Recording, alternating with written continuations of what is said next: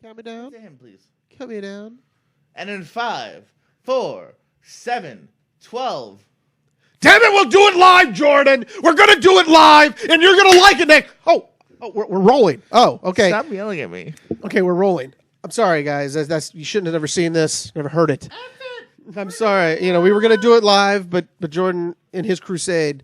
So we've decided this is episode 32, Jordan's Crusade. Which I have to ask right off the bat, why is it called that? Now, I'm not going to disagree because I'm vain and I like that my name's in the title, but why? Well, because you've been crusading to have more control over the title show, so I thought I would put you into the show of the title called Jordan's Crusade. So you've crusaded a lot to get more of the title names. I just want to flip flop. That's all, because your names confused me. Yeah, I know. But this time it didn't. This one probably. This one confused me. Oh, did it? But I'm vain, so I let it go. Oh well, yeah. Okay. It always. The second title for this was Dutch is just wondering why Jordan's still here, but. That's just me. That was just why. That's why we were going to do it live. We decided not to. So my name is Dutch McAllister. Thank you for joining us here about shows. It's a great show. We have a lot going on. But first off, before we go in further, let us talk. You've already heard him talk. Jordan, Mr. Jordan. Do I get an intro? Pierce Owens, Mr. JP Owens. Hello, everybody. Jordan Pierce Owens here. As Dutch said, we got a fun show for you. We're talking holiday films. We got a lot of great reviews. We know Dizzle's excited about a certain segment we got coming up, so let's get to it. Dizzle's here. Hold on. We forgot the main. Yeah. We forgot the main Speaking lead. Of we intros. buried the lead. Dizzle's back. We had one show away, but for scheduling issues. But we're back here in the studios, and I'm glad you're back. We're happy. And welcome back, sir. Thank you. Your holiday was fun? Yes. Okay. Which holiday? Thanksgiving. Yeah, it was a Thanksgiving mix. I was in Kentucky. With smoking that weed, Dizzle. No. I just hung out with family. He just hanging out in the bluegrass state. Good holidays again, man. It was a good time. I had a good time hanging out with everybody. My name's Moondog. That's awesome, brother. Moondog. I pushed my wheelbarrow around Duval Street. Did you wear any overalls while you were up there in Kentucky? Or is that not something they wear up there? No, I didn't. I stayed warm. It snowed the last day. Dizzle also murdered his ex-wife, just like Moondog. No, he's never done that. He's never been convicted. Anyway, allegedly. So what we're gonna do? We're gonna run down the show real quick. We got great movies. We're gonna get Dizzle's take on Deja Vu because he has to come up with a 1987. Heck yeah, party on, rock out. This is why we held off on actually reviewing our films that we picked already. But you will pick yours, and then we'll put that going.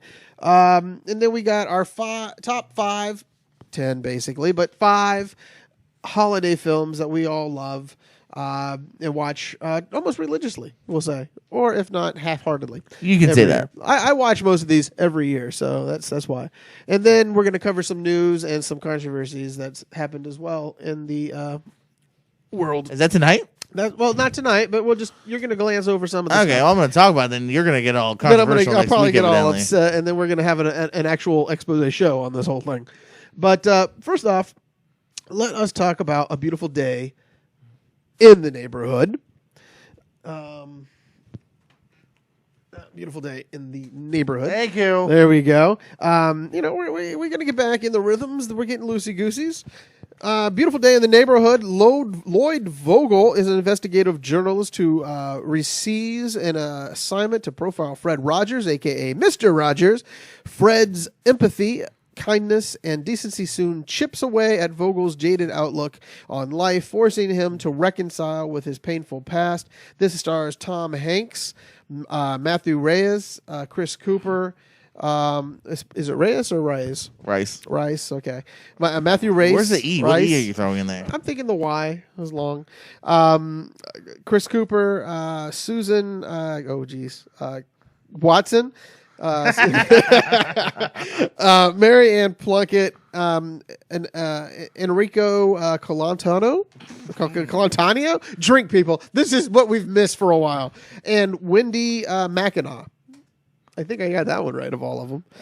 So, Tom Hanks, that was the one. I'm guessing with you on some of these. I got to tell you, this film touched me emotionally in this film. It was Show me on the doll where this film touched you.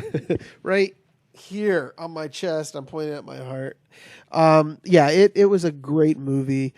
Tom Hanks, bang on job as Fred Rogers. Matthew Reyes.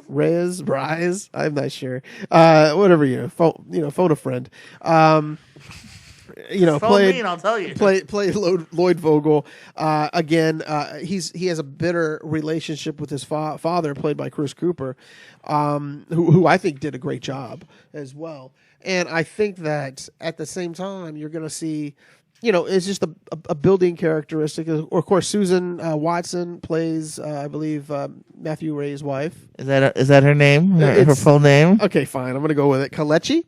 Sure. I actually don't know. Kalechi? Yeah, from This Is Us. Well, from This Is Us. And it's basically about a father and son getting closer on the times in which his father is passing. And I think, to me, it's just a heartbreaking, show, and a great...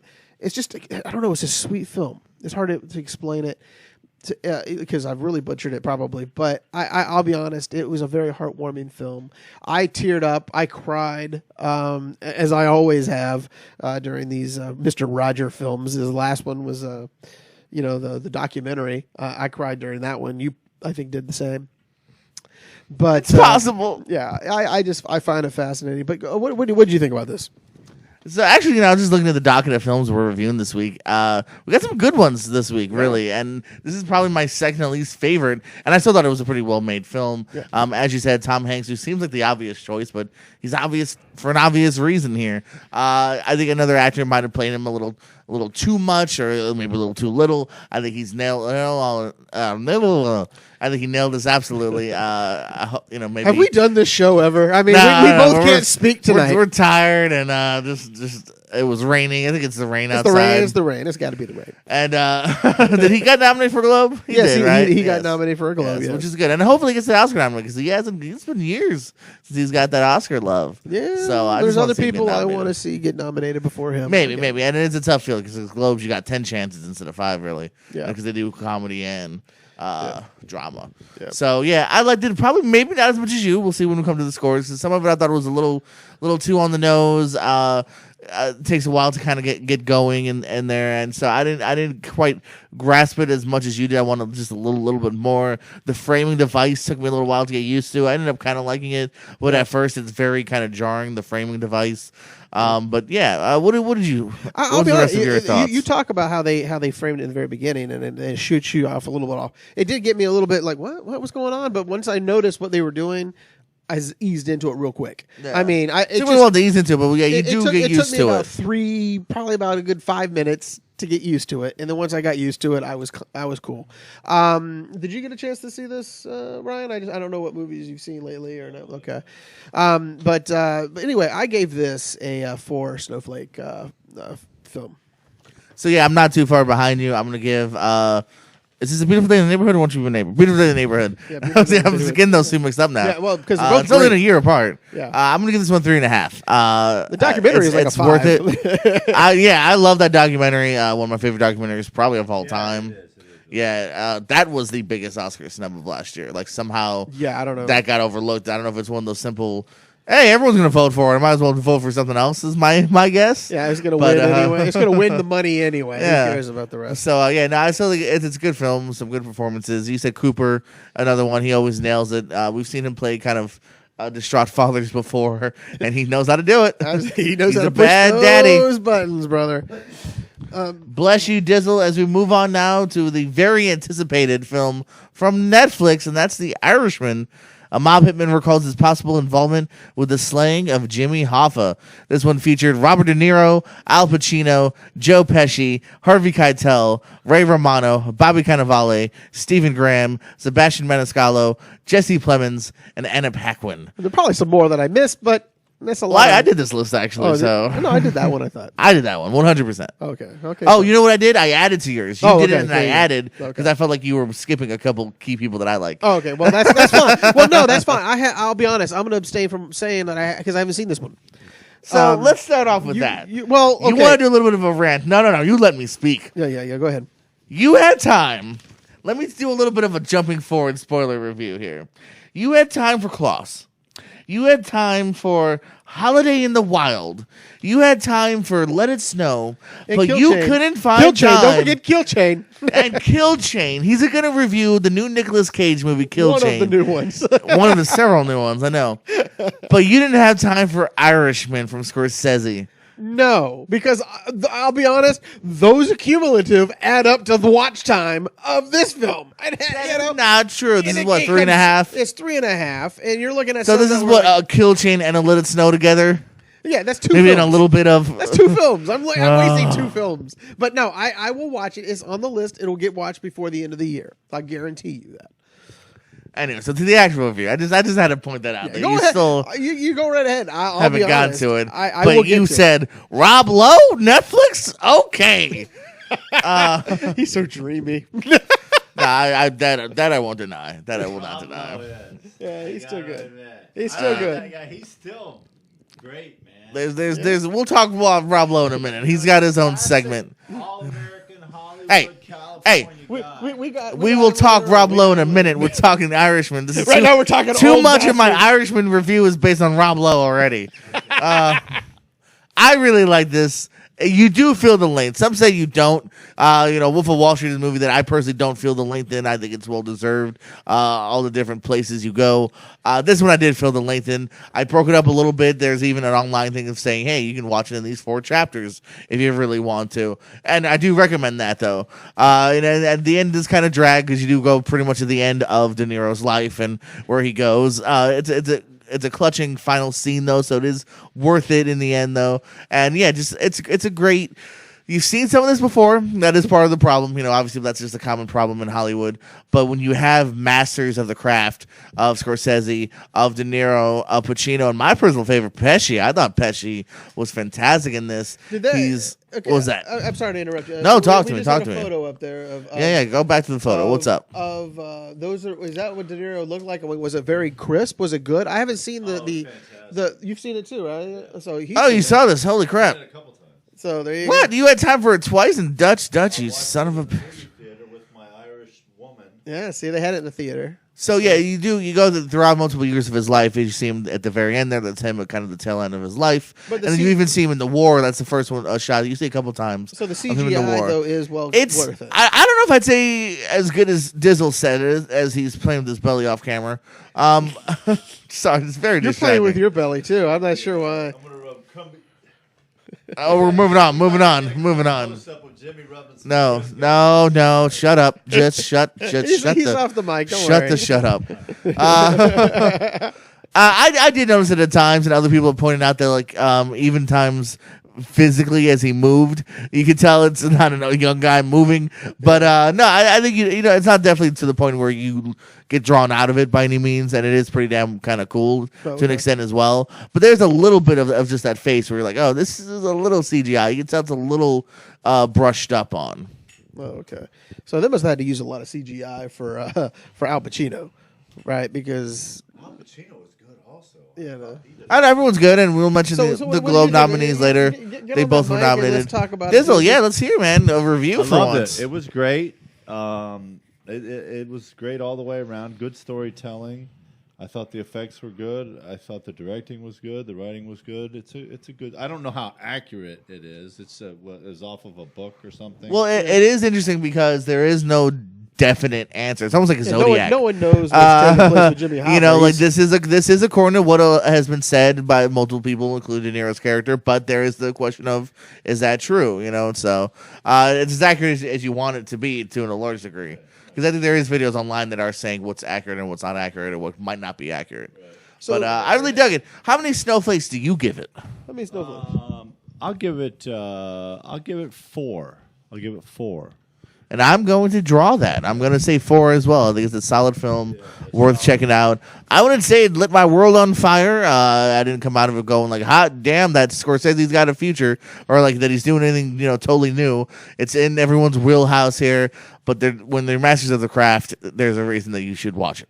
Well, I will watch it. Like I said, I just the As time. long as there's not any new rom-coms out. There's not any new rom-coms or any new. Oh, wait a minute. There was a new Nicolas Cage that just dropped, so I might have to put everything aside for the Nicolas Cage films. There's 2 of them actually. But anyway, speaking of Nicolas Cage, great segue. We're going to talk about one of his newest Only on a films. show about shows do you go from Irishman to Kill Chain. Well, we're talking about killing, right? So let's just keep on the theme for a minute. We're going to go with Kill Chain. A shootout between 2 hitmen begins an evening of murder, betrayal, and revenge amongst a crooked gang of police, gangsters, assassins, and mercenaries. This stars, of course, Nicolas the Cage. Great, get this name again. Say it. Enrico Colantonio or Tony? You add extra letters. Colantonio? No, I could be wrong. I think it's Colantonio? Colantoni. But Colantoni. like you're like Antonia, Antonio. Like where are these extra I O's don't and know. I's? I just do and that. A's? It's like when you don't remember how to say something, you just start adding letters and whatever. It's like 45 Niners. Anyway, Ryan, Jesus, why are these so awful names? Quantin, Annabella Costa, Eddie Martinez, Pedro Calvo, and the reason why I put him in here is Alamy Ballard, the great actor of our time, my cousin. Google him. He's fantastic. You know what's funny? Just to jump ahead real quick, there's in the Rob Lowe movie, I put credited a couple people just because their names were like Owens. So we had the same thing. Yeah, so he's great. He plays one of the hitmen that come to You just want to talk about Ballard. to go after Nicolas Cage. No, Nicolas Cage in this film is actually the best I've seen him in a while. We haven't watched him. Whatever. Mandy was okay. This one put him into a great. I don't know. I enjoyed the hell out of this movie. Go back to the poster. And of course, the guy from True Blood's in it. Ryan Quentin. And and then there's Ballard over there in the bottom left of the corner. But yeah, I tell you, it was a fun action film to watch. I mean, literally, I enjoyed this film. And again, I'm not going crazy with my film, but it's fun to watch. It's a different change of pace for me because we try to avoid all bad films. But I knew what I was going into, so it kind of helped out that it was not going to be top notch. I'm going to just tell you, watch it if you get a chance. It's on Prime. There's no excuse. Like I had 3.5 hours to kill. I'll find that to kill with Netflix. But I will get to that one. But if you have an hour and a half to kill, that's a good one to do. Kill Chain. I gave it 2.5. That's watchable. It's a very serviceable film, first action job. It's just a good movie. All right, cool. I'm definitely planning on getting to it. Around never. So the next movie is The Night Before Christmas, and that's Night with a K. Yes. A medieval English knight is magically transported to the present day where he falls for a high school science teacher who is disillusioned by love. This stars Vanessa Hudgens, Josh Whitehouse, Emmanuel Shikri, Ella Kenyon, and Arnold Pinnock in a movie that, again, only Dutch saw, so tell me about it. You have a chance to see these two. They're on Netflix. I'm not saying I couldn't have seen them. Let me tell you, it is the I did not. rom-com season, especially the holiday season is the rom-com season. And Netflix is making so much fun and so much love given out there. And I'll enjoy it. Vanessa Hudgens, again, there's a poster of it right there. Oh, God. Even the poster's corny. Yeah, Vanessa Hudgens, though, let me give her props. She was in one last year for Netflix. Turned out to be sweet. It was the two princess. They do the switch. I can't remember the name of it offhand, but it was a Why would I film. give her props for this? It was well worth because it was fun. It was enjoyable. I can't wait for the sequel that's coming out next season. But yeah, so Vanessa Hudgens has got herself a sweet spot. With these Netflix films. And she is. Look at her. What was the name of that one sitcom she was on that NBC abruptly canceled? Powerless? Was it Powerless? Maybe. About the them coming up with the things. But yeah, she's a very underrated actress. She's on Broadway as well. I think she's rated. They know what I'm saying is that they don't. You don't see her enough, and I want to see her think more. you do. I want to see her more. She's in this movie. What? She got a She's in sequel this to another movie. But She's doing okay. she's fine. She's not hand to mouth, but I'm just saying she can at least be in a little bit more made for movies. So Hold on. What's a made for movie? you know what I'm talking about. No. Powerless. Yeah, That's a it's TV like show. Beautiful Day in the Neighborhood. That's a movie for the movies. You know what I'm saying? These are movies for television, or Oh, okay. you know, I want a movie. Okay, I kind of get what you're You saying. know, I want her to be in like a Hustler, or maybe you know, something. I don't know, but just give her something else that's more meaty. But yeah, I enjoyed it. The chemistry between her and Josh Whitehouse was just unbelievably cute. Why's he got to be a White House? But no, it was very well worth watching. I gave it a thumbs up, of course, on Netflix because I want them to keep making them. And I can't wait for the next sequel to come out. You know, the night before Christmas.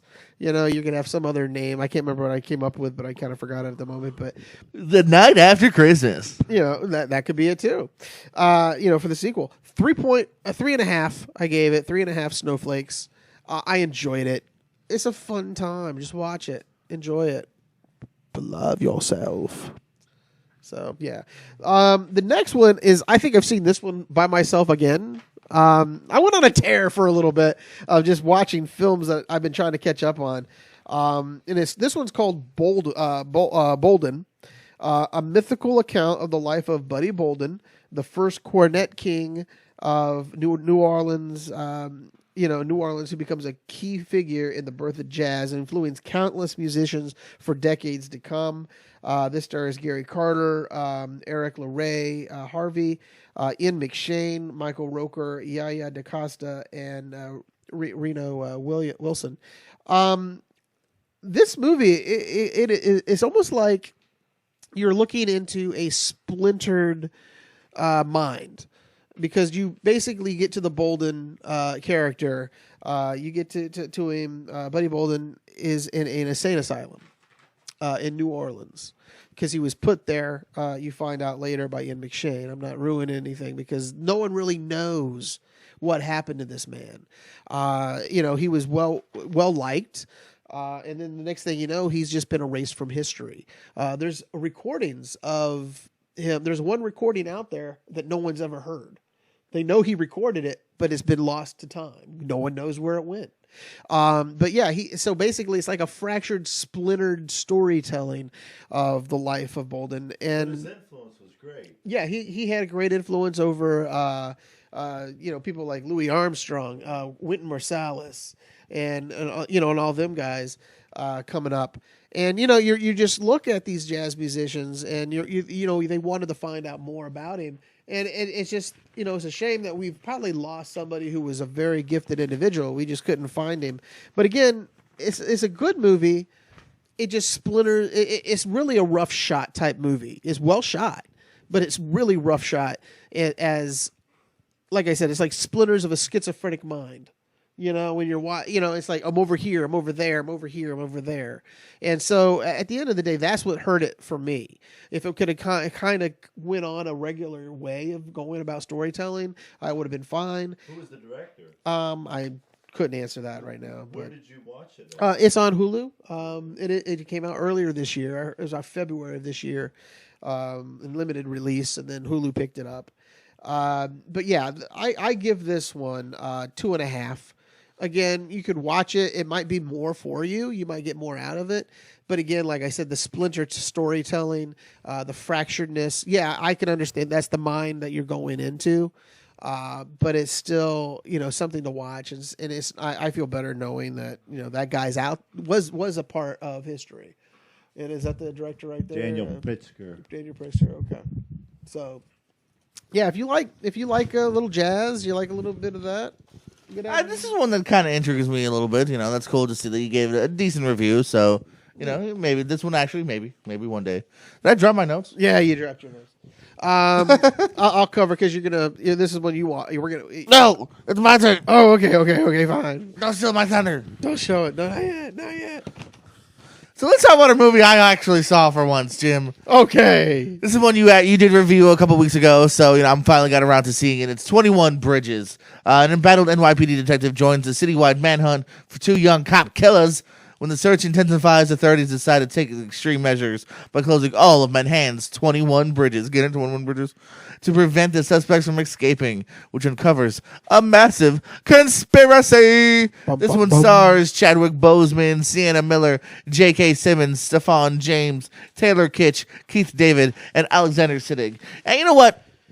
You can tell it's a decent week of movies when this is probably the worst movie I'm going to review. And by that, I just mean it's just the other ones are better. Yeah. I didn't hate this by any means. I thought it was fine. I dug the start of it, of beginning with Chadwick Boseman. You see a little bit of his background and upbringing. The first scene with Kitch and James, what they have to go through to try to, kind of get this score. Something's going wrong. So I was with it at first, and then it just kind of just goes down forgettable, predictable lane. And you even see at the end of the plot there, it talks about a conspiracy and there's more to the plot.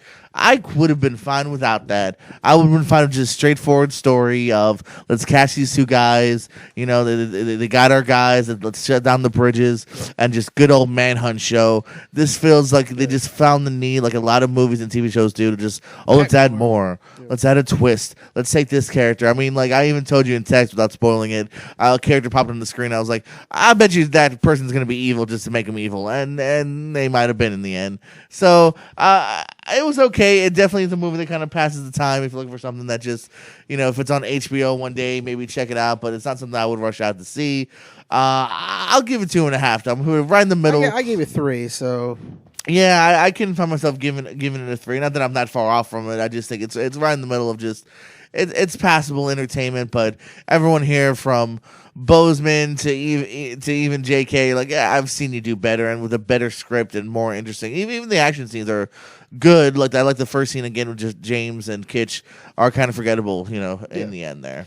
Well, we're going to talk about you again. This is always good. Let's keep the camera on you. I don't really care. It's called Loose. A liberal-minded couple, Amy and Peter Edgar, are forced to reconsider their image of their adopted son after they discover he has written an extremely disturbing essay for his class at school. This stars Calvin Harris, Naomi Watts, Octavia Spencer, and Tim Roth. Tell me a little bit about this, Owens, because you watched this one. I heard about it. I just never got around to it. So I think during Black Friday, I went on Vudu and I had a little bit of a treat yourself, kind of picked up a couple of things I wanted to see. This was one of them, Loose. To me, this is one of my favorite films of the year that aren't talked about. And even with that being said, of all the films, it's still probably slightly up there in the top 20, 30, if not. I've seen over 120. So I thought this thing was really good, man. This is just a piece of character study, of race relations, of fantastic performances here. It's unfortunately probably gonna get overlooked at awards times because it's a smaller movie. But everyone here, from Kelvin Harrison, which I'm not familiar with, he's the son, to Naomi Watts, Tim Roth, giving fantastic performances. Former nominee Spencer. It's a really good. It has its intense moments. The trailer is a little misleading because the trailer does kind of try to sell you on it being more of a straightforward kind of thriller and like, oh, is the kid insane? Like, no, it's a lot more. It's a lot more psychological and in the head and more intense and about the characters itself. And yeah, I really like this film a lot, and I do highly recommend this one. Oh, okay. So how many snowflakes did you give it? I'm gonna give it a nice 4 dazzling snowflakes. I'm giving it a 4 ski. Oh, that's a great. Yeah, that's so a great thing. I recommend this one. Okay, I'll try to get hold of it if I can. Well, we're back to you, my friend, because you saw Klaus. After proving himself to be the worst postman at the Academy, a postman is posted to a frozen town in the north where he discovers Santa Claus is hiding out. This one features the voice sounds of Jason Schwartzman, hey, J.K. Simmons again, Rashida Jones, Norm Macdonald, Joan Cusack, and Will Sasso. So we talked a little bit about this, the theater. Tell me about Klaus. Well, Klaus is an animated feature from Netflix. Jason Schwartzman plays the lead. J.K. Simmons plays the lead's father. His father. His voice. No, actually, he plays Santa, if I'm not mistaken. Norm Macdonald plays the fisherman. But other than that, though, the animation is very good quality. I enjoyed the animation a lot in this film. The story, though, as we discussed, briefly, is very paint by numbers. He falls in love with the school marm. The town is crazy to begin with, and they start changing, and the people don't like change. But to me, it just wasn't. it didn't grab me as well as the others have when it came down to Klaus. Like I said, there was not much going. It was a paint by numbers story. It had some decent like tricks about how Santa delivered the toys, and I won't give that away or anything like that. But it's well worth the watch if you love animation. I say watch it. It's very good to watch. But at the end of the day, I only gave it 2.5 snowflakes. But I gave it a thumbs up on the thing because I can't knock the movie. It's just a good film, and there's the cast again on screen, and but the next film, we're both back in it, baby. We're both back in. This one's called Queen and Slim. A couple's first date takes an unexpected turn when a policeman pulls them over.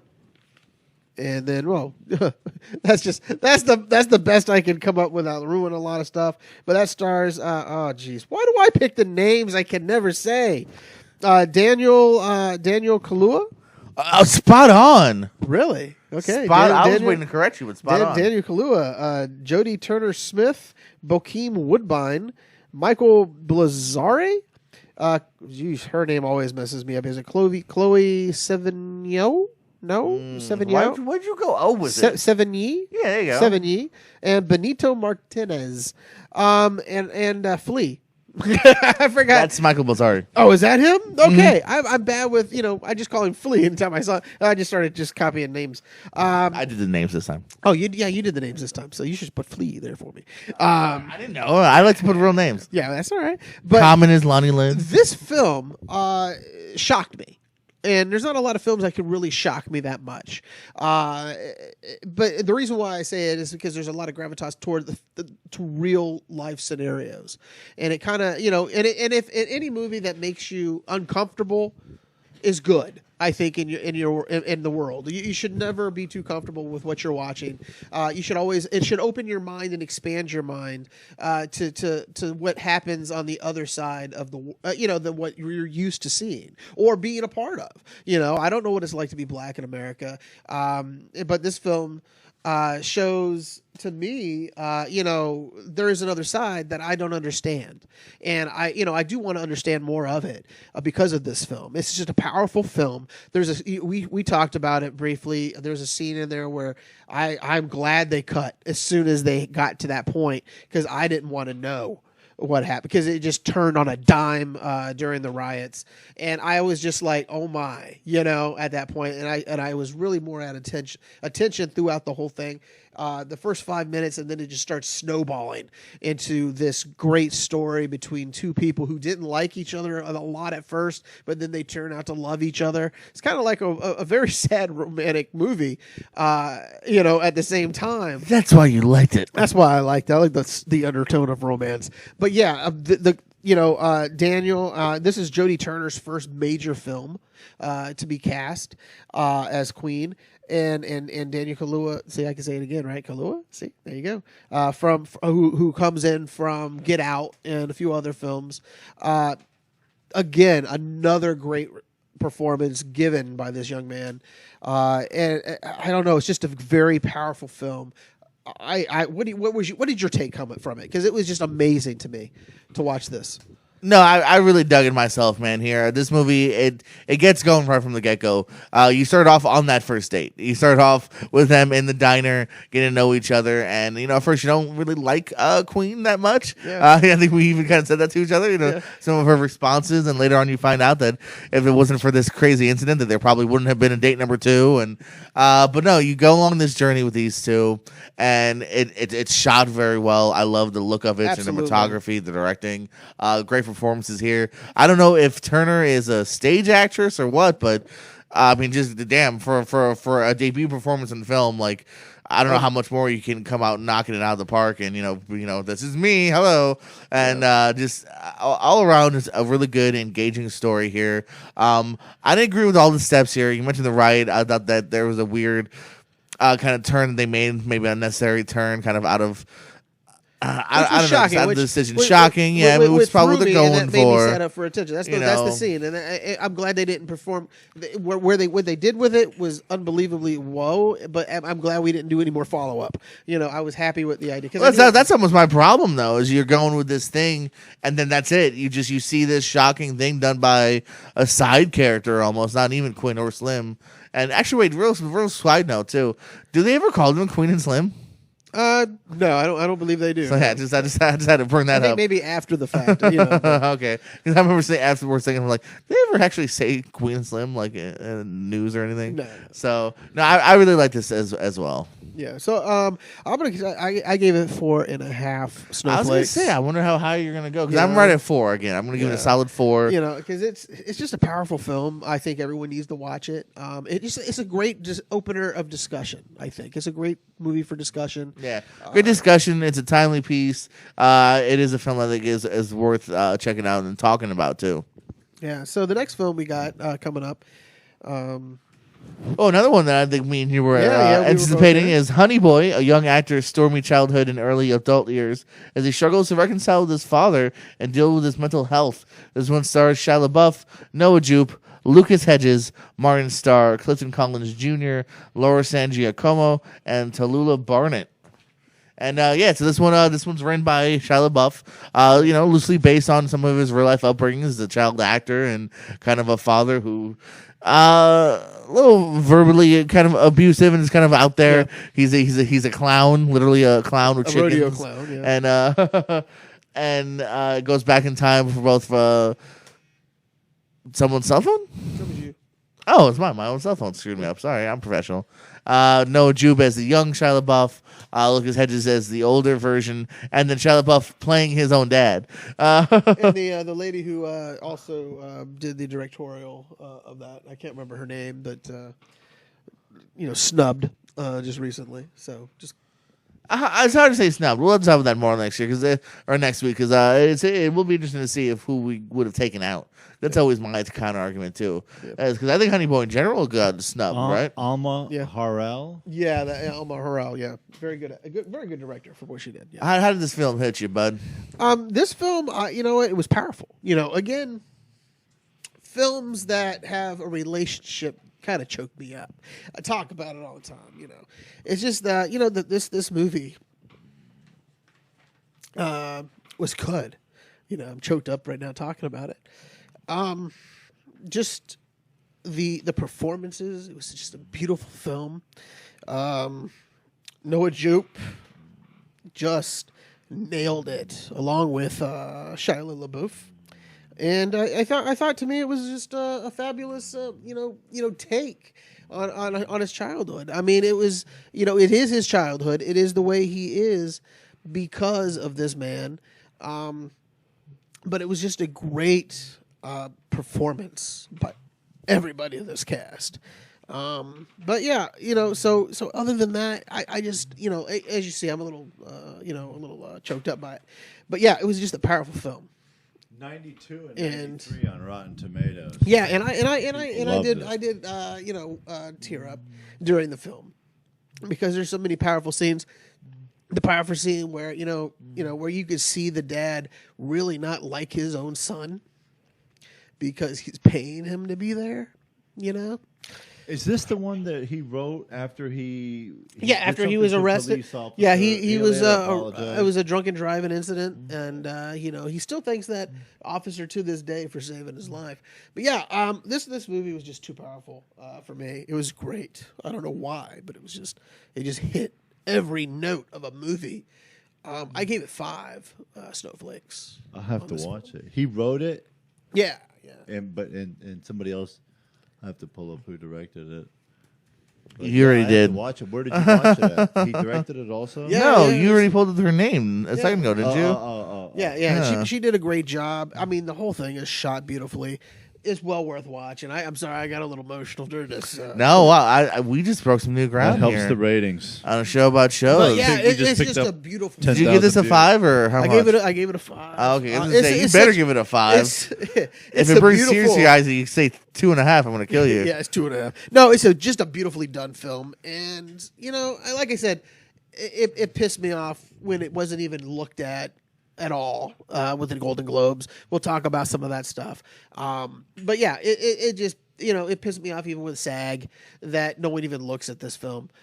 So I don't know. I just think that, go out, be enriched, watch this movie.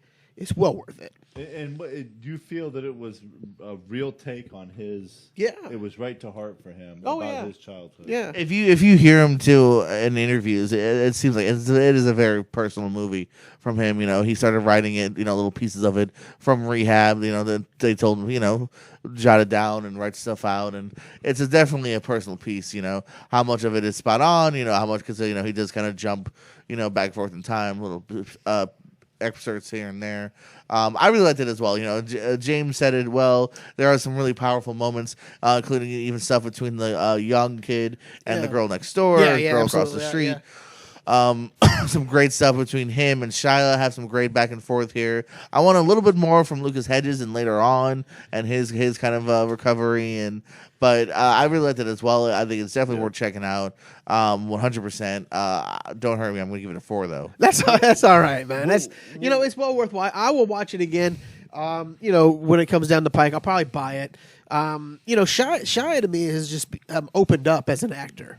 You know what I'm saying? I've seen a turn in his stuff, and it's just a great performance. It's just a great performance by him. Shot, I believe they said in 19 days, something crazy like that. It wasn't a long production. Yeah, let's do best Shia LaBeouf films next week. Yeah, we could do that. Okay. We could do that. And then, real quick, without giving away any spoilers, what's a brief history of his relationship growing up with his father? What age did he leave home? I'm not really sure. Young or older? He's in that show. He's 10 or so. I think it's about leaving home. What it is he wants to be an actor. Yeah, and so the dad has free time to be on set while the mom's got a job. She can't leave and just go to L.A. or whatever the case may be. And there's a lot of things that they do discuss why he's there, and again it just breaks your heart. Watch the movie. Watch the film. Don't Watch worry, the movie. The camera's not on you. That's good. Keep it on. Yeah, but saying out loud doesn't help the situation. But I have to watch the movie. And then you saw it at the. Where did you see it again? Oh, we saw it at the theater. It's out now. It's at the theater. Yes, at the theaters now. You should go watch it, support it, watch it, and enjoy it. It's good. Okay, you want to introduce this next one for me, real quick? We got Holiday in the Wild. Jilted by her husband on the eve of embarking on an African safari, a woman travels to the continent alone, where she meets an elephant conservationist. Oh, I'm messing up my words now. This one stars Kristen Davis, Rob Lowe, Vasile Mupula, John Owen Lowe, and Haley Owen. Well, first of all, John Owen Lowe, is that his son? Yes, I had to Google that personally. Okay. Well, okay, here's the deal. He plays Kristen Davis's son. Okay. There's a scene where they both meet, John and Rob meet. Rob go, "You're a good-looking kid." He goes, I like that kid. That's the first time he meets him. I like him. He's a good kid. But yeah, this is another Netflix Christmas romantic comedy film, if you ever want to say. But yeah, this one's a little different. The husband basically on the eve of their second anniversary basically tells his wife, Christina Davis, I'm not in love with you anymore. So go do the deal.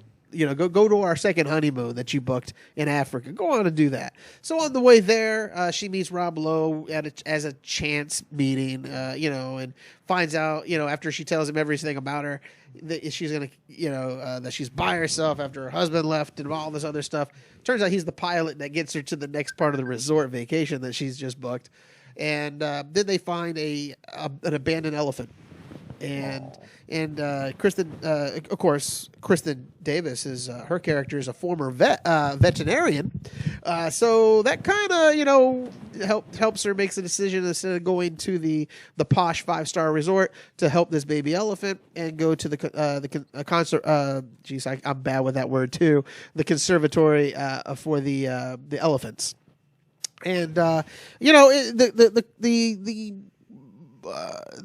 basically that's all it really is. It's just it's her finding herself, falling in love with Rob Lowe, who as there's the screen right there shows right there. Look at him on the Serengeti. Couldn't look so much more beautiful. This is like a fake poster. As Dizzle looks upon him and says, because Dizzle knows that Rob Lowe's a good guy, good nice looking. Just wondered if Ben Affleck could have even made this a little bit better. Oh, any movie he's in makes it better. No, I don't think so. I wouldn't have thought of him as a pilot for some elephant farm. But yeah, I enjoyed it. It was the chemistry between Rob and Kristen were good. So I gave it though a 3. But a thumbs up, of course, on Netflix because I keep on wanting to make them. But it's a 3. It's worth watching, and you should enjoy it. It's another one that's high on my not watching list. Yeah, is high on the not watch list. But did I miss anything? Did you watch anything that I forgot to put, or I put it by accident? No, nothing new. I'm doing a weird deep dive of some stuff I haven't seen, like A Christmas Vacation, The Minus Man, where Owen Wilson's a serial killer. Just weird stuff like that. Yeah, never seen it. Classic. It was okay. He's just that way. It was good. It had its moments, but it's not in my top 10 that we're about to talk about. In fact, what's the top 10? But we're not doing the top 10 yet. We gotta get the one movie from him for Deja Vu. So we're gonna talk about Deja Vu for a second here, Ryan. Deja Vu. Party on, rock out. With show after dark. What we've done is we've already picked our 2 films. We were waiting for yours to pick your film of 1987. Okay. So the 2 films that we picked, one is called Hiding Out. And the other one, that was my pick. And Jordan's pick was Born in East L.A. So we're just... what you need to do... So what you need to do... Look at 1987. Look at 1987 in a few seconds. Why a few seconds? Why not do it right now? Right now. He's looking it up right now as we speak. For a few seconds. Then. Yes, for a few seconds. And now give us a movie we have to watch. Dirty Dancing. Dirty Dancing. By the way, a little side note. I want to put Baby in the corner. You can watch the making of Dirty Dancing on Netflix under the movies. Side note. Absolutely, that movies that made us. What was yours? Mine was Hiding Out with John Cryer, and Jordan's was Born in East L.A. with. Did you know John Cryer plays Lex Luthor on Supergirl? Yes, I did. Wow. He's been playing it like a season and a half. I just saw it because I'm watching Crisis on Infinite Earth. Yeah, I haven't seen any of that. I have. It's confusing when you haven't seen any of those shows for years. That's all right. There's multi-universes, as you know. But now, now we got we got Dirty Dancing we got to watch. We got to watch Hiding Out, and we got to get that done by the next show. And Born in East L.A. Born in East L.A. with Cheech Marin. But now we're talking, what we talking? Top 10, baby. Top 5. But 10. Holiday films! Woo, holiday films. I was confused as to what to do, but it's not just Christmas. It's Thanksgiving. It's whatever warms your heart. So how do we want to start this? Let's start off with your bottom row. All right, ladies and gentlemen, my top 10 holiday films, 10 through 6 real quick, then my number 5 a little more in depth. Number 10, The Night Before. Number 9, Jingle All the Way. Number 8, The Holiday. Number 7, Santa Claus. Claus with Tim Allen. Number 6, Scrooged. And number 5 is a movie that if we had done this list 2 days ago, I would not have had it on here because I had not seen it yet. But I just saw it and finished it, and it warmed my heart, and that's Love Actually.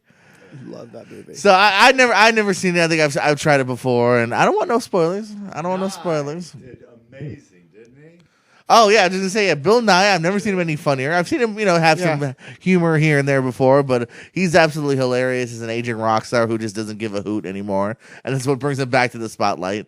Huge cast here. This is of course the movie that has everybody: Liam Neeson, Colin Firth, Hugh Grant, Rowan Atkinson, Keira Knightley, Chiwetel Ejiofor, Andrew Lincoln, Alan Rickman, Emma Thompson. You got everybody. That you even get more cameos. Keira Knightley. You said Keira Knightley. Yeah.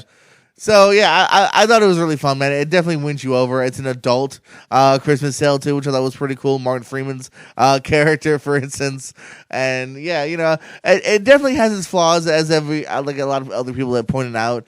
Some stuff is rushed, even though there's some great moments because of the writing and the acting.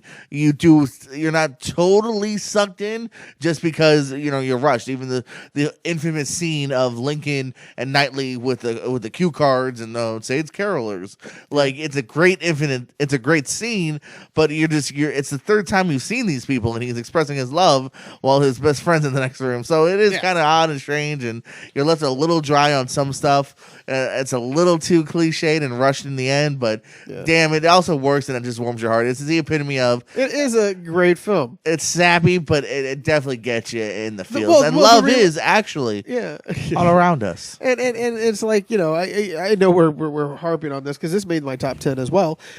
So I'll go give you my bottom 6. I'll Be Home for Christmas. Jack Frost. Yeah, I liked it. Okay, leave me alone.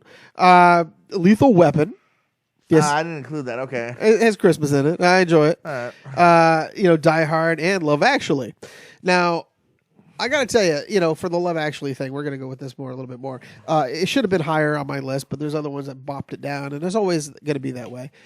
But the one that I do like is the Alan Rickman story. That story amongst that, him and Emma Thompson. Their relationship, everything about it. Not the bad things that are about it, but just how she has to force him to remember why he loves. He loves. Loved her. Instead of doing what he was doing, and or thinking about doing. I just found all that film is just great. Hugh Grant's, little shenanigans that he gets into, which I don't think could ever happen. Prime Minister and whatever, and him running through the streets. But yeah, that Andrew Lincoln scene with Keira Knightley, still my favorite scene, one of my favorite scenes. Also the kid, running through the airport, another great scene. That's the scene where I started losing it. Well, no, sorry. you can't do that nowadays. You used to be able to get through the security back in the day, but now you can't do that. So, I did find it funny at the end of that scene where he goes all the way past security. They just kind of push him along back to his father. Yeah, nowadays he'd be "Who do you work for?" Yeah, Al-Qaeda. You work for Al-Qaeda. That's how they would act. But yeah, that was good. So, did you ever see the Red Nose Day follow up? Yes, that was pretty good. Which is interesting because I rewatched it afterwards. I actually saw that before Love Actually, but I rewatched it. It's funny because you see that kid several years older. Yeah, way older. What did you have for your bottom? 5 over there, Diz. My bottom. I have. I didn't say bottom 5. My bottom. Gremlins number 10. Oh, I forgot about that's a great one. Bad Santa number 9. Forgot about it.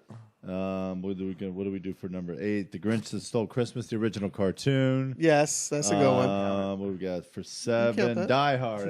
I went Die Hard on 7. Movie. It was. It was an hour. I disagree. An hour's not a movie. It's a movie. Keep talking. I'm sorry. We're just disagreeing. The Rudolph the Red-Nosed Reindeer. I pulled in for my. That's Wait, did you see what your 5 was? Yeah, I haven't gotten to the 5 yet. I did my bottom 5. No, we do. We've always every show we've done.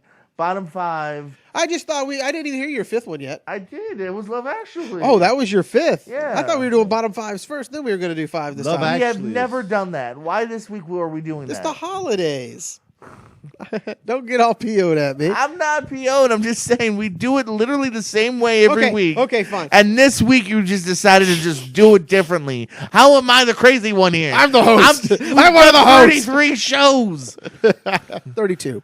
Just saying, I figured week 32 we're doing it the same way, but evidently not. What was your 5, Dutch? Oh, I'll give you my 5 if Yes. you want to know my 5. My 5 is Home for the Holidays. Take that with Robert Downey Jr. And He's on the lead. and a few others. I can't remember their names. And the rest. Yeah, but no, it's a Thanksgiving film. Home for the Holidays. And let me pull it up. I'm gonna give you the cast real quick, and then I'll Home for the Holidays because I couldn't. All of a sudden, I just went blank on the name. Dizzle, what was your number 5? My number 5 is National Lampoon's Christmas Vacation with okay. Chevy Chase.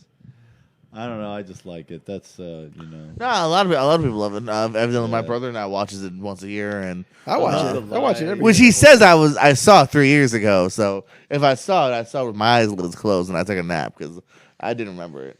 There's some great stuff. I think Chevy Chase is fantastic. I was even saying that to Dutch the other day. Like, man, it sucks that he's evidently an asshole because his facials and everything's just really great in that. he was my favorite growing up. Fletch. I was saying Fletch, like he had his moment where that dude was a star. You got the list yet, Dutch?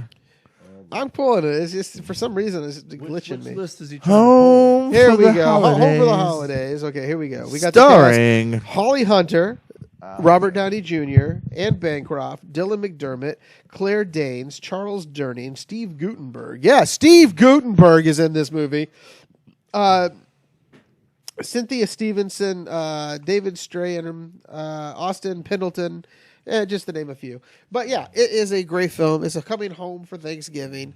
It's what families are, a little dysfunctional, a little crazy, and it's just well worth watching. It's just fun. It doesn't really reflect any of my family, but it could reflect anybody. There's pieces of that movie that reflect family. It's just a lady who's just down on her luck and she just wants to go back home and just find something, and she finds it. That's Holly Hunter, and great actress. I love her. Robert Downey Jr. plays her weird brother, and it's just a good old fashioned film. So that was my number 5. So, and yours is, and there's a cast right there of it as well. But so number 5 was National Lampoon's Christmas Vacation. okay. So my number 4 We'll talk more is about that later. we just did. Oh, we'll talk more about that later, possibly. Oh, okay. As in wink, wink your list. Okay, Yeah, sorry. yeah. My number 4 is Elf. Will Ferrell from I think 2003. Yes. This is actually a film. Santa. There you go. Good impression. This is actually a film that has actually warmed my cockles more that I see it. It's got an undenying a spirit and joy about it. Just the look in Will Ferrell's eyes, the way he sells it, even the beginning, the way he's raised, and some of the animation they have for just a minute. I just think it's such a sweet, kind-hearted film. It again, obviously on a PG level, like I said before, it capsules like that just holiday spirit of believing in family and kindness. And Will Ferrell, who's great at playing, pompous douchebags as well, or like crazy man-childs, is now a lovable man-child in this one. Who he never grew up, but not out of meanness or rudeness. He's just we're trying to put our faces together. I'm gonna have to watch this now. Thanks, guys. That is wild. And that's my number 4, Elf. And What's that called? Virtual face or something like that? I don't know, something like that. Now you have your virtual face of you and What's your 4 ski, Dutch? my fourth is one of my all-time favorites. I make sure I watch it every year. You can watch it on HBO. I think it's on out now. It's called The Ref. Of course, It was a matter of time before this was on your list. Yeah. So that's number 4. Dennis Leary, Judy Davis, the scorned Kevin Spacey, Kristen Baranski, J.K. Simmons, and Adam LaFleur, and Raymond J. Barry. Those are the cast that to me, and it's just a great caper. They just rob and they get stuck on an island. They got to get away, and so Dennis Leary has to, just pretend he's somebody, a psychiatrist, just to get through this holiday shenanigans that take place. But yeah, I enjoy it. Every year makes me laugh. Well worth watching. If you haven't seen it, go out and watch it. I bring this up almost every time. It's almost like Joe versus the Volcano. I bring that up every time. There's a reason. That's not a Christmas movie, is it? No, it's not. It's okay, not. good. Yeah. So we won't hear about that tonight. No, we won't hear that, but we will bring up Meg Ryan's best top 5. Anyway, I'm gonna have to go with 4. I'm gonna slip 4 in there with my Edward Scissorhands for 4. I forgot about there you the go. Ref. Yeah, But Edward Scissorhands for me and The Ref.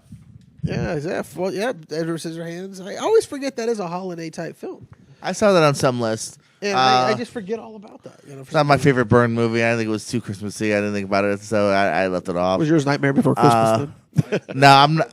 I think that's overrated too, personally. So it's not on my top 10. What's this? What's this? There's whitehead everywhere. What's this? There's something in the air. It's good. What's It's good. Don't get me wrong. I'm just not someone that has like merch or like Yeah.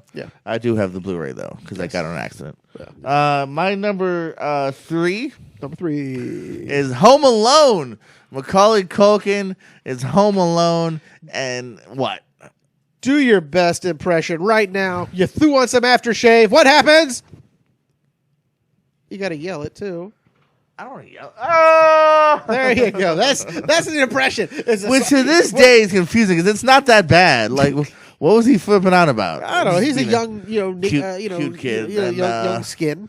I don't know what young skin's like anymore, but there he is right there. That looks just like Jordan as he wakes up every morning. What is that software called, man? This is a movie. This is one I grew up on. I know I wore that VHS out. Kids, Google it, and just somebody him at home with a BB gun knocking stuff down. The Intruders, Joe Pesci, Daniel Stern. I love this film, man. To keep the change, you filthy animal, and the hijinks he gets into. It's the kind of stuff that you're like, man, why can't I be left home alone? Well, see that, and again, this goes with Netflix. Again, Netflix is a great combination. You can watch the Home Alone making of, and they tell you a lot of stuff that you haven't watched about Home Alone, and who was the director before that? Who were they casting before Daniel Stern? Who were Elvis Presley? It's so well worth watching. Watch that along with your Home Alone. It actually made me want to watch Home Alone again, and I'm not a very big fan of it. So I will watch it again, probably later on this year, before the end of the year. Fake. It's called Deep Fake. Okay, my number 3. So you know. Is called Planes, Trains, and Automobiles with John Candy and Steve Martin. It is just another heartwarming film about two strangers who meet and they're just trying to get home for Thanksgiving, and it just turns out that John Candy is basically just one of his better performances out there. It's well worth the watch. It's just a very touching, endearing performance. Again, it's funny. It has some great visuals. It's like whenever he's in bed together and he goes, "Yeah, where are your hands?" He goes, "Between two pillows." "Those aren't pillows," and they just jump off, and because it's just hilarious. And I gotta tell you, it is just an amazing Thanksgiving film. Wonderful, heartwarming. That's my number 4. Number 3. I apologize. Number 3 of the bunch. So Ryan, what do you got for your number 3, sir? I'm gonna jump on with your Planes, Trains, and Automobiles, but then I have Eyes Wide Shut. Which I know I'm going to get a lot of backlash for. Is that even a Christmas? Is that Christmas? I saw someone included because it is, but really, that's in your top 10 though, even if it is a Christmas film? Because I love Stanley Kubrick and Tom But do Cruise. you love this movie? Oh, I love that movie. He's loved this movie. It's been in his top 5 whenever we did. When we did, I think, the Tom Cruise 5, it was in the top 5. At the same time, my uncle kept me in his basement for 3 weeks. I blocked it out of my memory. Uncle Steve. It's a great, yeah. No, to each their. So, what was it about that's so warm and cuddly about the holidays when you watch this film? I'm just trying to figure this out. Your holidays are weird. It was a tradition back in my day. We'd all be in the masquerade. I love the whole holiday. It's around the whole time of year, and I just love it. I always get something more whenever I watch that film. Okay. And, Yeah. It's a little outside. It's a little outside the box, but hey, we ain't questioning it. We're just trying to figure it out. But I mean, I think all couples go through that or whatever, and then ultimately, what it is what it is. Correct. As far as how they work it out at the end, I just love it. I just say put a mask on and go to a party. That's what I say. That's how I look at it. Jordan, we are now at number 2 of our list. Number 2. My number 2, again, maybe it's a controversial pick, but I'm going there because it's a damn fine film, and that's Die Hard. It's a Christmas flick, my friend. It is. A lot of people will fight you tooth and nail, and a lot of people will fight along with me too, though. Yeah. So It's a Christmas. There's no doubt. I watch it every year. That's the same kind of feel that I have with Eyes Wide Shut. It's just around that whole time frame. It's around the time frame, you know. You got a little Even though tucked in there. Plus, hey, it's also too, man. I'm sorry, it's a damn fine film. Die Hard, It one of is. the best It's- action flicks. it is one of probably the the best greatest. villains. We mentioned Alan Rickman from Love Actually, Hans Gruber. I mean, come on, man. you know, I keep invoking this show on Netflix. The films that made us. Again, they talk about that film. It's an unbelievable. See, we are just crushing those 4 films. It's films that obviously made us. Yeah, they're films that make us. If you go to Netflix, it's called the films that made us, and they talk about Dirty Dancing. They talk about Die Hard, Ghostbusters. Each one on each Whole- episode. The whole yeah. episode about Die Hard, the whole episode about Dirty Dancing. It's like an hour-long show. It's fantastic. It's unbelievable. I So, see it. I haven't watched but Die Hard is classic. I love it. Even though Bruce Willis says, "Oh, it's not." You know what? Back off. A lot of people say it's not. A lot of people say it is. I'm on team it is, because why would he be carrying a big ass teddy bear in a movie that's not going to be given away at Christmas? Okay, it wasn't for his wife. It was for his daughter. So he was bringing a Christmas gift to his daughter. But yeah, I agree with you wholeheartedly. My second film, though, is National. It was yours. them Remember? donuts that he was buying was for his wife. No, which one? Oh, the Twinkies. You mean the The Twinkies? Twinkies. Those were for his wife. I think he was just, he was just trying to make it look good. I like that scene though because I could just, that scene. These for my wife. Yeah, okay. But yeah, it's and then about a couple minutes later, it gets shot up. My second one is your fifth, but it's I believe it was National Lampoon's Christmas Vacation. Again, Chevy Chase. I'm glad I didn't know much about him during the period, but I am happy that I have great memories. I'm not going to let it ruin, whatever he does in the future against it. But yeah, I just find this film to be one of my go-to every year films. I always will make sure I will watch it before Christmas. I will watch it before Christmas every year, sometimes twice before Christmas happens. And it's just a fun calamity thing. I like it. I like, what was his, Randy Quaid, the crazy one. He's outside and and Julie Louis-Dreyfus's character is just walking by and he goes, "Shitter's full," I love it. Okay, I just love that scene where he's just pumping the septic into the damn sewage. It's just fun. I know you have for some reason I don't know why you don't love this film. It's just you ask anybody Before his time. it probably was, because to me I love it whenever he's A like, whole year before I was born. I like it. Here, detangle these for us, Russ. And he gives him that big ass ball because you haven't been a part of some family that has had those big balls of corded up stuff. And we never did our outside, but every year we were hanging our tree, we had a ton of knotted up Christmas lights for some reason. Don't ask me how, but we did. But yeah, so that was my number 2, National Lampoon's Christmas Vacation. What do you got number 2 for you, Big Diz? Number 2 is Jack Skellington, Nightmare Before Christmas. There's a great one. It's a great film. I love it. That's my second. I had Edward Scissorhands and I have Nightmare Before Christmas. It's just heartfelt. I like it. Yeah, it's a good romantic film. Actually, it's a great comedy romance. Has everything you need. Of course, Santa Claus, being held hostage by some crazy goblin kids. So yeah, it's and the Boogeyman, and it's just a great film. And I think Tim Burton didn't direct it. It's just he did not direct that. No, that's known now. Yeah. So but Tim Burton was a part of it. He was a producer and creator, I believe, of this thing. Danny Elfman, a classic Danny Elfman score as well. So yeah, Nightmare Before Christmas, one of the great holiday Halloween / Christmas films. Here's your real quick. There's the shitters full. There's the shitters full. I don't know. Okay, Jordan, you keep shaking your head. Tell us right now, buddy. Right now, you're on camera. You're right now live. Tell me why you don't like that. Why don't you like it? But the movie or Shitter's Full? Well, just the whole thing. I'm just curious. I just want to. The movie? My problems with the movie? Yeah, tell me Some of the something. humor doesn't hold up. Too many pratfalls after he gets hit in the head the 10th time. It gets a little boring. The tree gets set on fire how many times? Twice? Like, that's it. It's a What little... about the cat?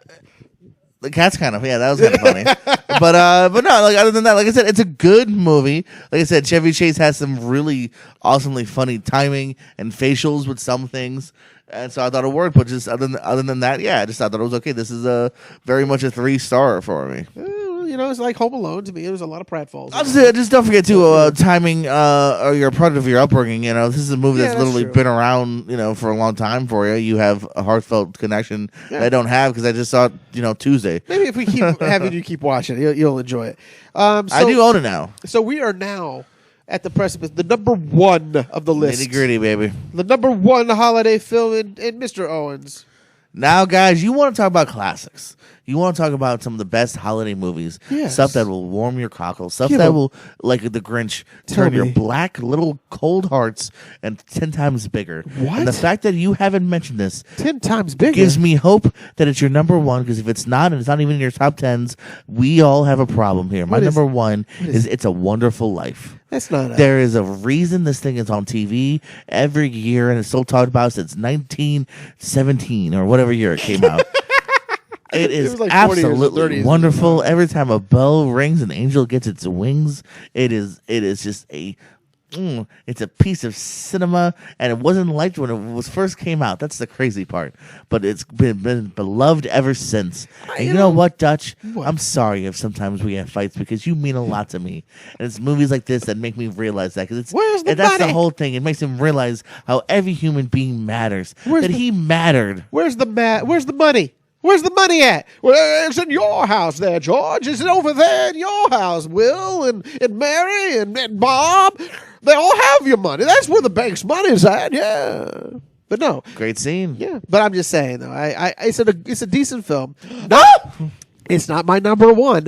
Maybe okay. Here's the deal. Here's the difference between this. It's a generational thing. How many times did we ever get to see It's a Wonderful Life? How many times did they play that every year as we were growing up on every channel? We had it playing on if you had don't blame me because y'all had four channels. The aerial channels, they showed them on all 4 channels. When we got cable, that's all they showed on every. They showed it like 5,000 times. Don't blame me because I got cable, bitch. No. Even if you got cable, but now they've limited the showings, so therefore generations will appreciate. Well, it's not limited. There's just so many more options. If you don't want to watch it, don't watch it. But you have 9,000 other channels and 40 million like I apps. said, though, they were showing it on like 17 networks at one time, so it's like being forced down your throat.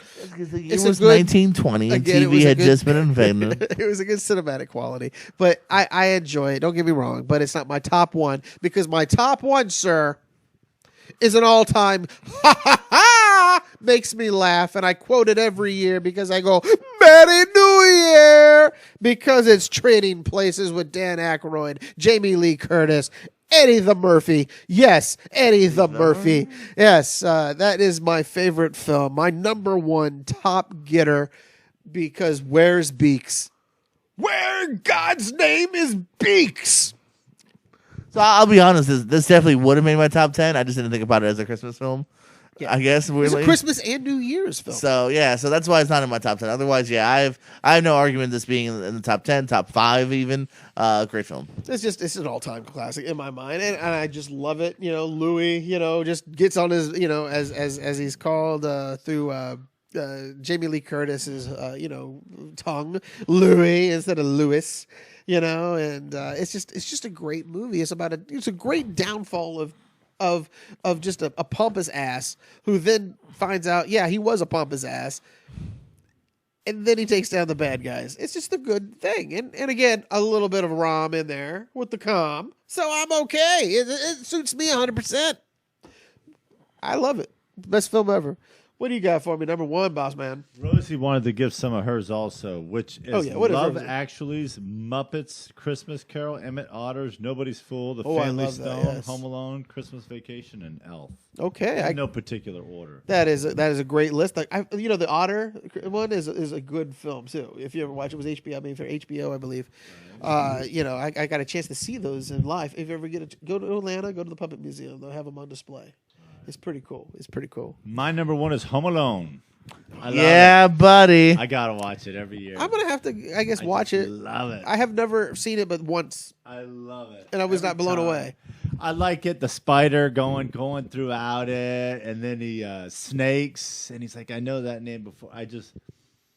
Joe Pesci climbing up the stairs when the tar is pulling his shoes off and stepping on the nail. I just love I love the folly between those two characters and that whole thing. I don't know why. Yeah. Last couple of years, I've really gotten into that Home Alone. What do you want? You want the moon? Just say the word and I'll throw a lasso around and pull it down. Oh, there you go there, buddy. Oh, good job. There's how it works. Every time it gives us wings, yeah.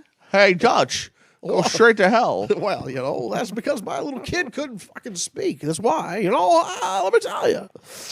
He talked in a high-pitched voice for some goddamn. Those are the top 10 holiday films. We got some good stuff here. It's a Wonderful Life, Home Alone, Trading Places, Trading Places, Die Hard, The Ref, Home for the Holidays. I'll just name the top one. We want to do the whole list again. Well, okay. I'm just playing. Night Before, Jingle All the Way, The Holiday, Santa Claus, Scrooge. I'm surprised I let you like Scrooged. I like Scrooge. It's not in my top 10. It's not in my top 10. It can be. No Four Christmases with Vince Vaughn and Reese Witherspoon. No. No Noel with fucking. No, I already talked about that. Anna It wasn't Kendrick. in my top. It wasn't in my top films.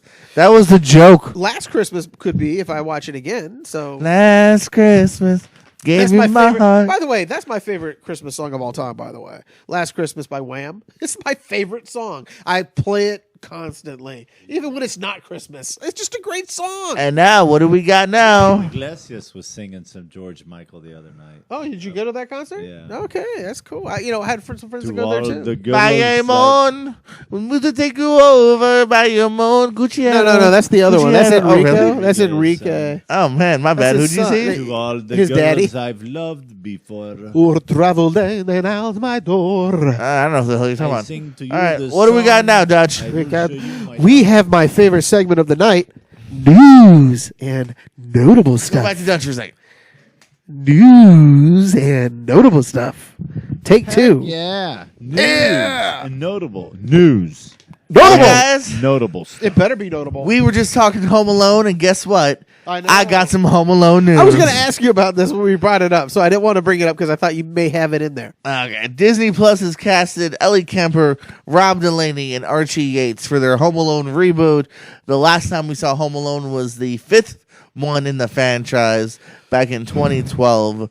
Other reboots that are currently in the works are Night at the Museum, Diary of a Wimpy Kid, and Cheaper by the Dozen. Just to go back to the Home Alone news, though, if you don't know Archie Yates, he was the Jojo. friend in Jojo Rabbit. Which we both enjoyed. We both enjoyed it, and we both enjoyed him as part of it, too. He was Yeah. fantastic. Yeah. Really funny delivery from him.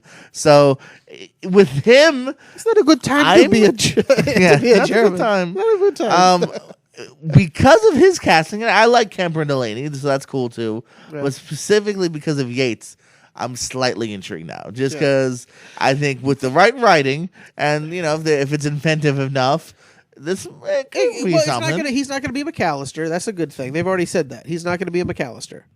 Oh, well, So- the plot, you don't need to be McCall. You can be Steve Well, Smith. that's what I'm Doesn't saying. matter. So they're not going to use Kevin McAllister. Okay. But here's the thing: I find with Disney is as you just read, they whip the shit out of their projects. I mean, they will get every bleeding last nickel they can find, and and the only reason they can do these is because they own Fox. If they didn't own Fox, they wouldn't be able to do these. But yeah, I just hate it that they make $10 billion. I can't wait for what they're going to do in a few years. They're going to make Aladdin and Lion King and what's some of the other live action ones? Whatever, Maleficent. They're all going to be Beauty made and the into Beast. cartoons. all over again. Yeah, and then they're gonna be like, "We're taking live action to cartoons because they're just gonna keep." And then 30 years from now, they're gonna be made in live action again. And then 40 years from now, it's just gonna, and then I'm gonna be sitting there at an old folks' home somewhere, just going nuts. What? That's what I'll do.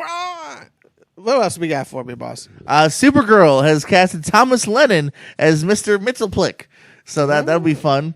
Ethan Hawke will reprise his role for The Purge in the heard of Purge it. season 2 finale.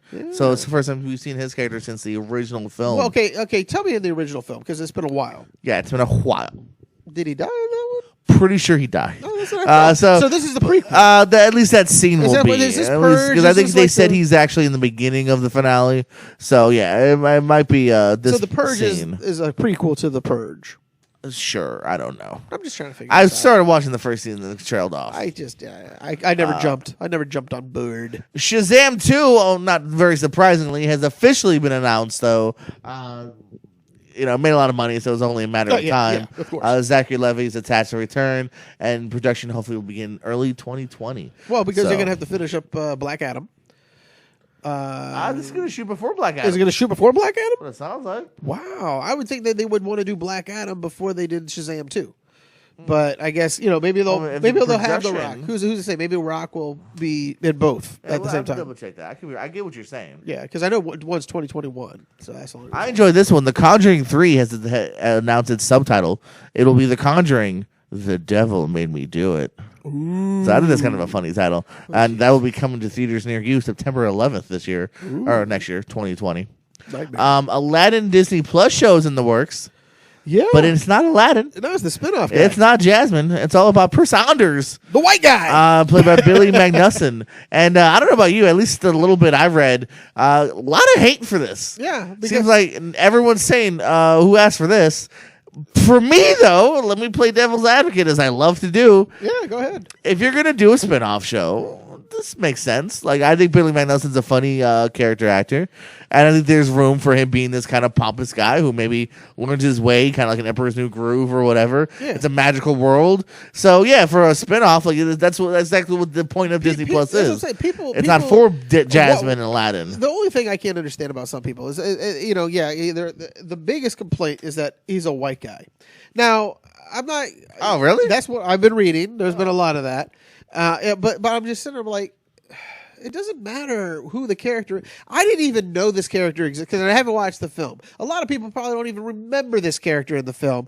They just Not much, if I remember. But there's a lot of. I think he was only there as one of the suitors, as far as I've read. So he was only in there trying to woo her for a minute. So they thought, well, he wooed enough on that, so they wanted to give him a show. You know what? Actors can have shows. People, you can't. This is the worst cancel generation that I've ever seen in my life. They want to Cancel culture, baby. Yeah, they want to cancel it before it even starts. You know what? And let's be honest, man. If we listen to the cancel culture, us we would white have been guys- done by episode 2. Us white By guys episode don't catch 2. enough breaks. Am I right? Oh God. Yeah.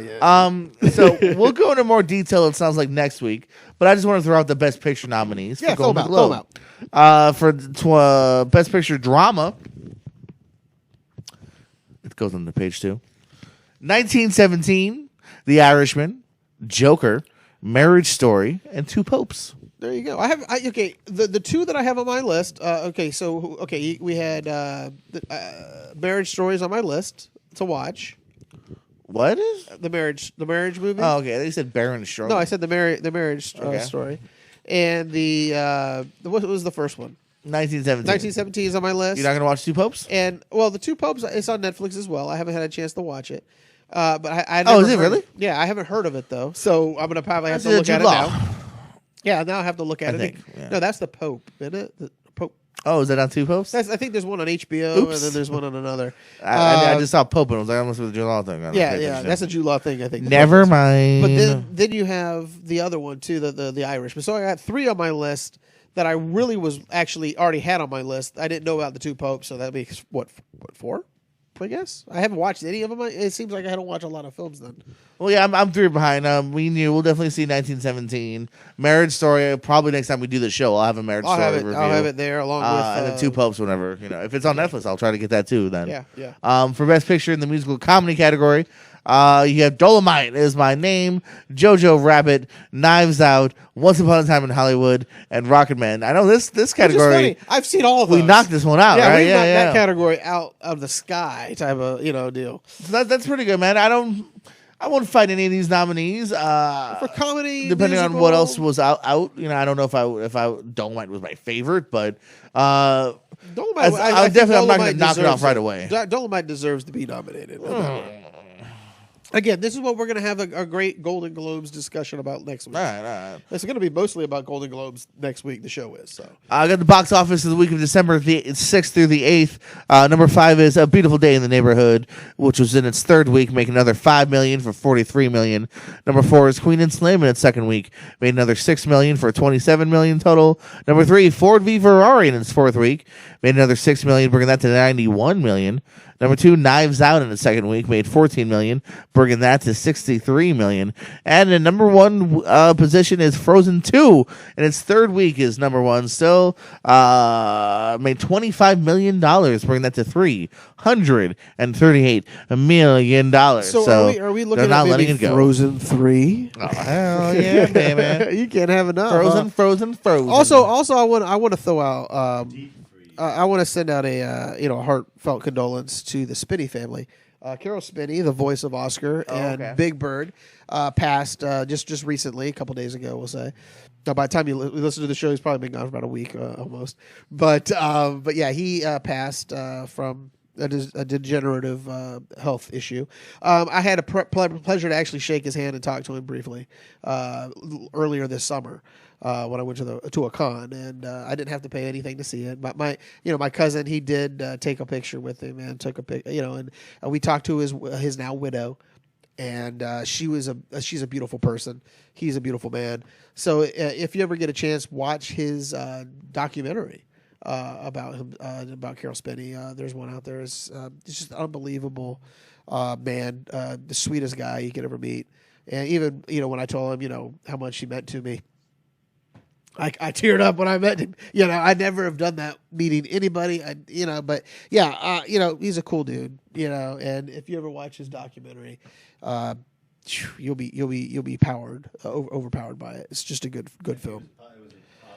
Oh, he was always positive, always there. He still did the act up to 2018 before it took it away from him, basically. It's weird with it, so. People come across so many scandals. Yeah, but he is. Yeah, these guys. So he was one of the best. So, yeah, hats off to him and his family. So, that's my deal to him. But I just want to make sure. Definitely condolences to his family and friends. Like you said, just inspiration. Brought a lot of smiles to a lot of faces for many, many years, and that is definitely a beautiful thing. So, anything else we got? I just want to talk some trailers. Got some cool trailers coming out. Free Guy. Yeah. With Ryan Reynolds. Looks fun, right? Yeah. What do you think? It's going to be fun. Is it direct to theater? Or is it Netflix? What is this? I thought it was theaters. I know that Michael Bay thing's Netflix. That's coming out on Netflix. But I just can't remember what this was. But yeah, I think so. It takes a little different. Oh, it's a Disney film. So but it does take a little different way of. I guess he's a peripheral character in a video game, and now he's become a real character. So now he's called the Free Guy. Yeah, it's kind of I guess very kind of like Wreck-It Ralph in real life, you know what I mean? Yeah. Like he wants to kind of change his character up, and he's gonna start taking control. So yeah, it looked like a lot of fun. Definitely a fun trailer. I look forward to seeing more from that universe. Wonder Woman 1984 trailer's out. I saw it. I haven't dissected it enough yet, but I liked it. It's a good I almost hope that all three of these trailers, I'll say, I hope that they don't do much more in the showing because they showed me just enough to get wet my whistle. But I didn't see Chitara anywhere. Did we see the Cheetah Girl? Well, you did. You saw Kristen Wiig. Yeah, I saw Kristen Wiig, but that's what I'm saying. They didn't really give away too much of whatever Pedro Pascal might look like as a villain, and as well as Kristen Wiig. There is rumors though that maybe she's not full cheetah, that she might just wear kind of cheetah-like garb. Kind of thing. So, and I'm interested in seeing how they explain Chris Pine's arrival. It looks like a time jump or something, but... Oh, it's 1984, duh. Yeah. but no, what I'm saying is his arrival. They're bringing him back, because that's... Because it looks like she's describing a garbage can to him in the preview. Yeah, which is funny, which is kind of a fun throwback to the first one when...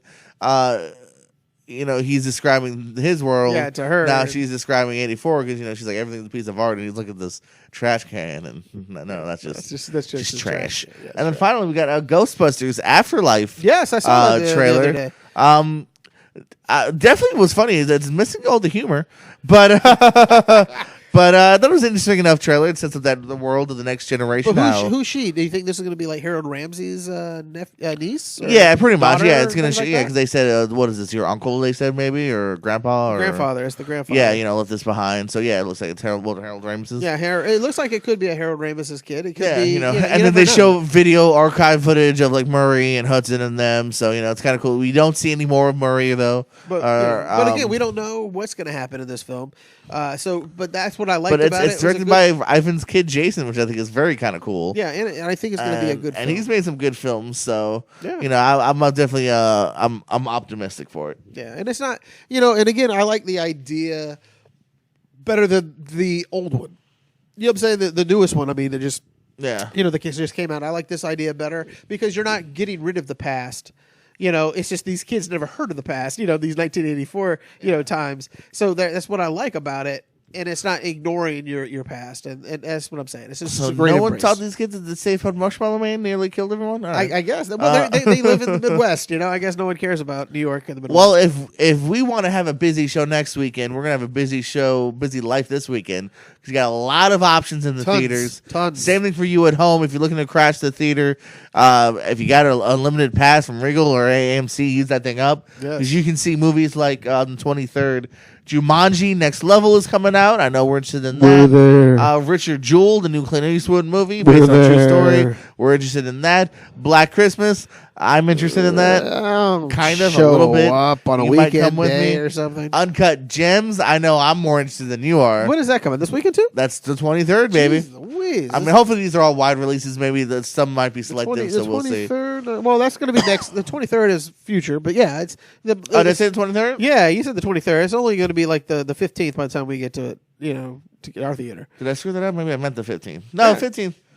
Yeah, Jumanji comes out. Yeah. So I wrote 23rd. I don't know. These movies may or may not be coming out. You're just getting very upset. You want Uncut Gems. And by the way, thank God we haven't had any money really put down so far. It looks like Sandler is being blackballed on so far the SAG Awards and the Golden Globes. Blackballed, or he's just not getting. Not being, getting nothing but no chalk for him this time around. Oh, okay. Did you see the Adam Driver, Scarlett Johansson? No, and if you had watched the show, we talked about that. Yeah. Well, that's the marriage. That's the marriage story, which is out. Have you seen it yet? Well, I saw the first half. Oh, okay. So next week we'll talk about it. Watch it next week or this week, and because I don't want to have any we'll all spoilers. talk about next week. Even though I hear it'll rip your guts open and put them on the floor a little bit, and then put them back in piece by piece. So, but then there's another one too. The Report on Prime with Adam Driver, who's it's about the torture of the terrorists, the waterboarding and all that. He discovers this and he's the whistleblower. So Adam Driver, look at him.